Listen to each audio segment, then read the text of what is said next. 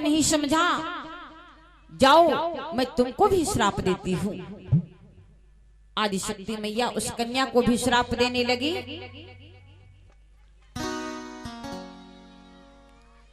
कि तुम हुई जाओ पंच भर थारा,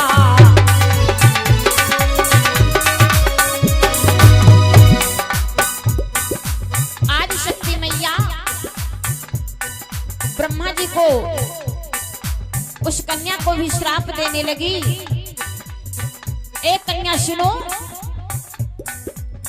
तुम हुई जाओ पंच भर तारा, आदिशक्ति यह वचन उचारा।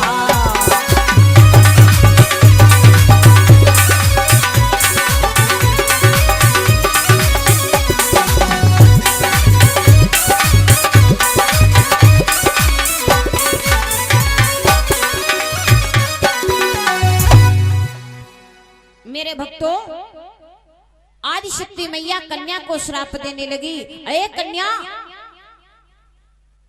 तू अपने भाई को भी नहीं समझी, जाऊं मैं तुझे श्राप दे रही हूं कि अब आगे चल करके एक नहीं दो नहीं तेरे 5-5 पति होंगे।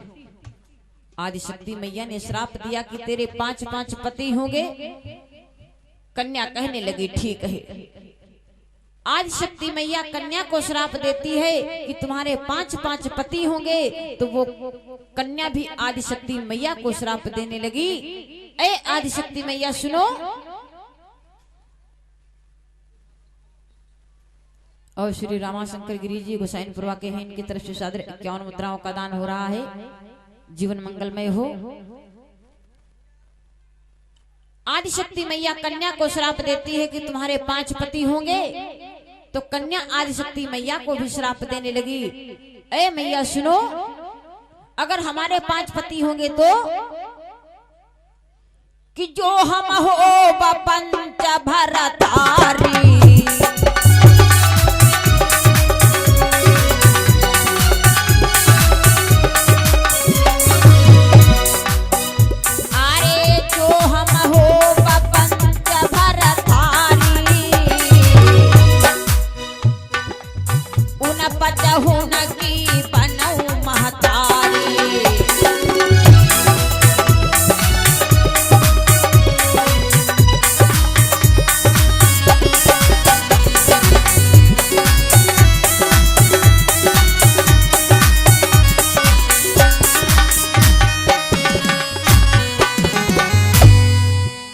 मेरे भक्तों, आदिशक्ति मैया कन्या को श्राप देती है कि जाओ तुम्हारे 1 नहीं 2 नहीं 5-5 पति होंगे, तो वो कन्या आदिशक्ति मैया को श्राप देती है।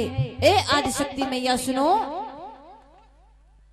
अगर हमारे 5-5 पति होंगे कि जो हम हो पंच भर थारी, और उन 55 की बनऊ महतारी। जो हमारे 5-5 पति होंगे ना, ए मैया उन 5 की आपको माता बनना पड़ेगा, ये हमारा श्राप है। मेरे भक्तों,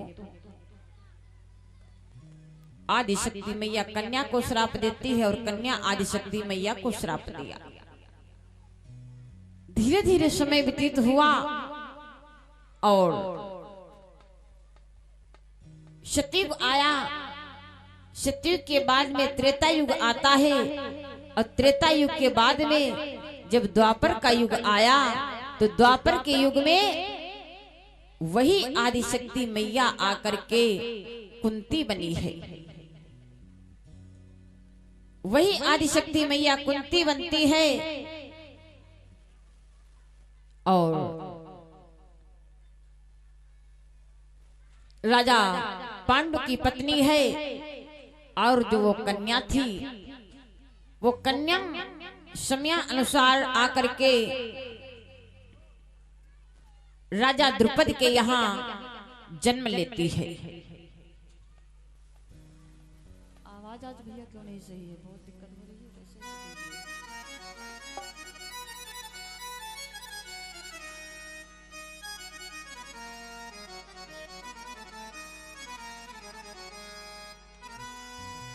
भक्तों,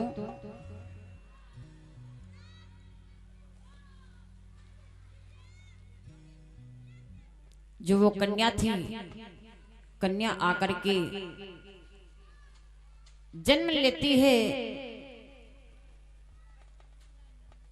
राजा द्रुपद के यहाँ।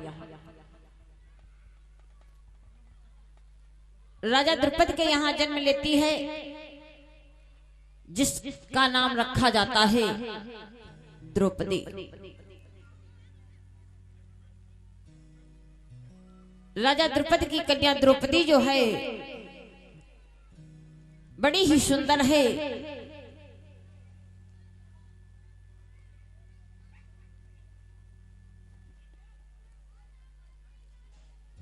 और राजा द्रुपद और उनकी पत्नी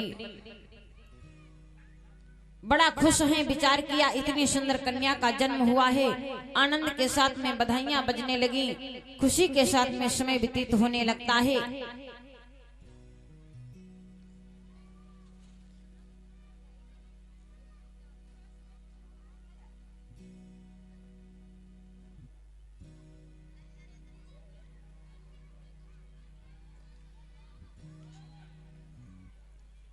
आज भाई शांति नहीं है बिल्कुल भी।